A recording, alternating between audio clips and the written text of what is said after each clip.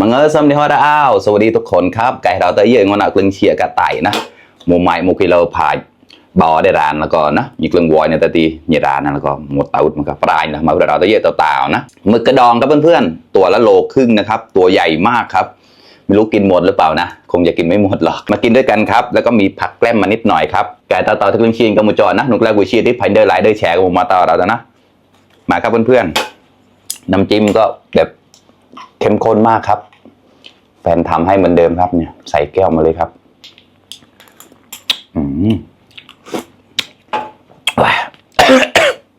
เผ็ดมากมาเริ่มหัวกันเลยครับเฉียดอบเด็กแหลสุกป่าเนี่ยนะหนวดครับหนวดครับหอมมากมากว่าเราดีกว่ามาครับเพื่อนๆ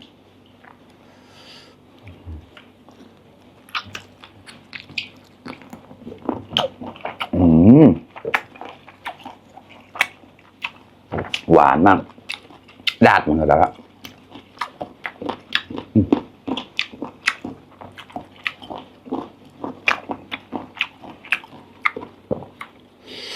จุ่มไปเลย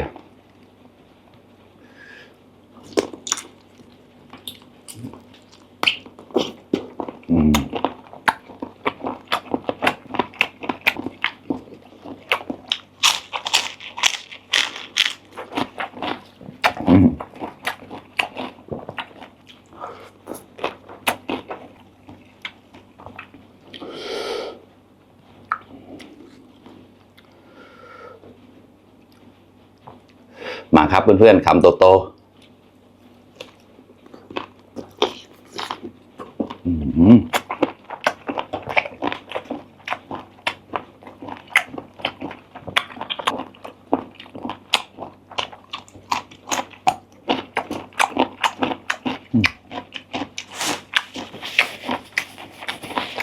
สดมากล้าวนะครับ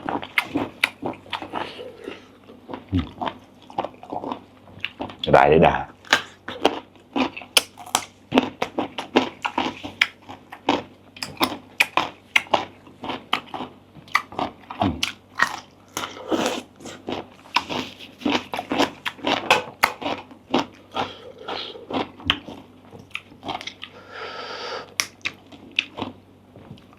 ไต่มาเนี่ยนะ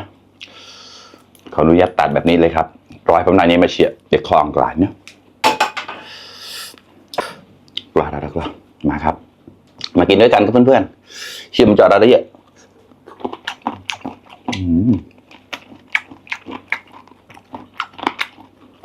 ตัวละโลครึ่งเลยนะแบบตัวใหญ่มาก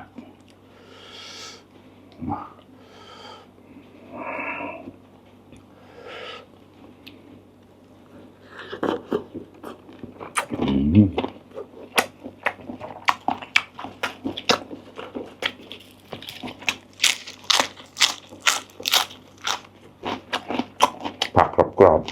ๆสวรรค์ครับ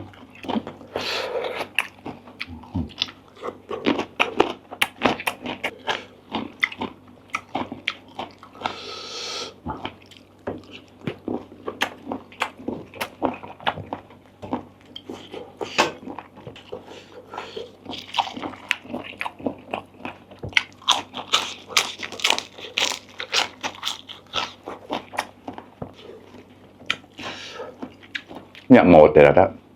ลูกกระตาครับลูกกระตาปลาหมึกโอ้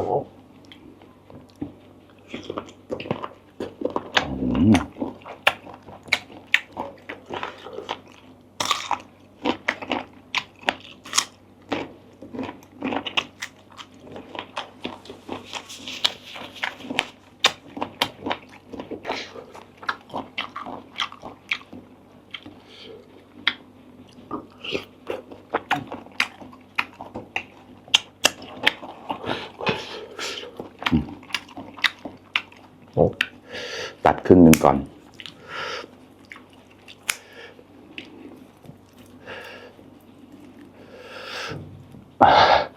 ตัดไม่ขาดก็ปวดแล้วแต่นกแล้วนะโอ้มันต้องใช้กรรไกรใหญ่กว่านี้นะถึงโจมกับแกล้งนกน้ำมาก่อน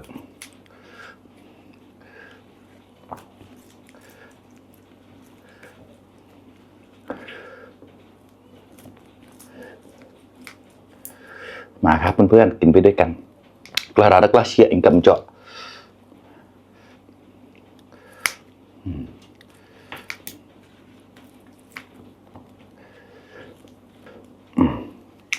แค่นี้ก่อนบรรณาแกล้แล้ว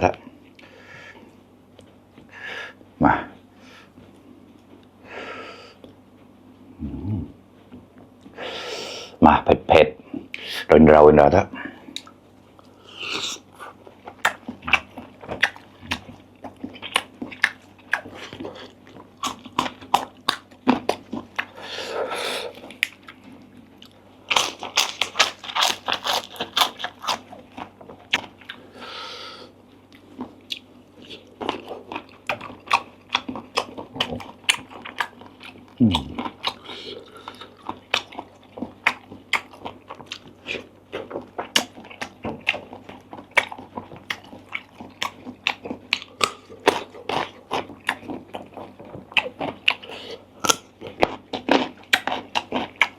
น่าอุ่นเชียดหัวเราตะเยอะเล็กไรดาวหัวเราแปลกยังไงเด้อข้างนอกฝนสาดครับกินข้างในบ้าน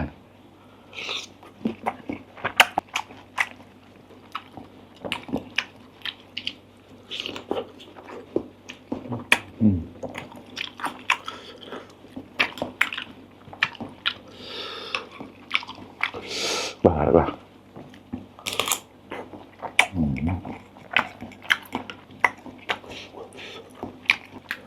เผ็ดมากเราเหมือนกันแล้ว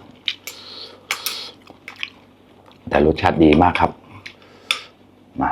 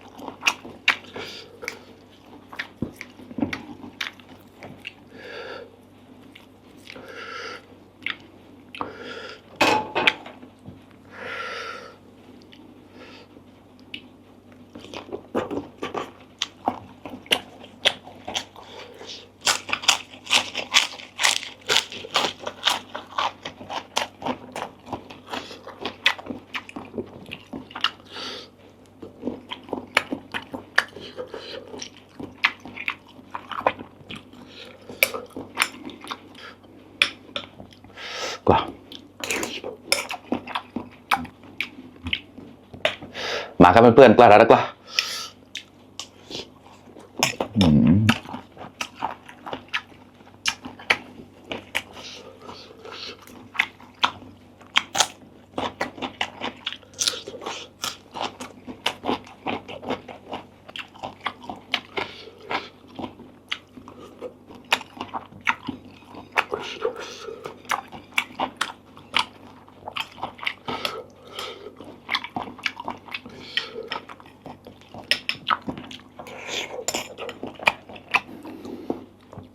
มาครับคำสุดท้ายแล้วครับไม่ไหวแล้วเพื่อนๆเผ็ดมากกล้าตาเราได้เราเป็นมาเราเนี่ย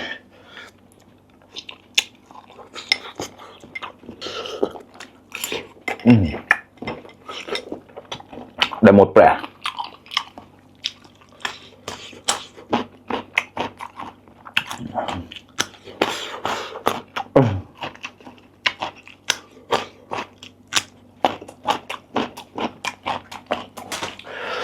เราจะหมดแปรเผ็ดมากกับเพื่อนๆโอเคครับคลิปนี้ก็ประมาณนี้แหละครับบรรณาเราแล้วนะแอร์แกล้และสนใจเนาะขอบคุณมากๆครับตั้งตัวนกๆแล้วนะพันเดอร์ไลค์ได้แชร์เนี่ยเราตั้งกันแล้วบ๊ายบาย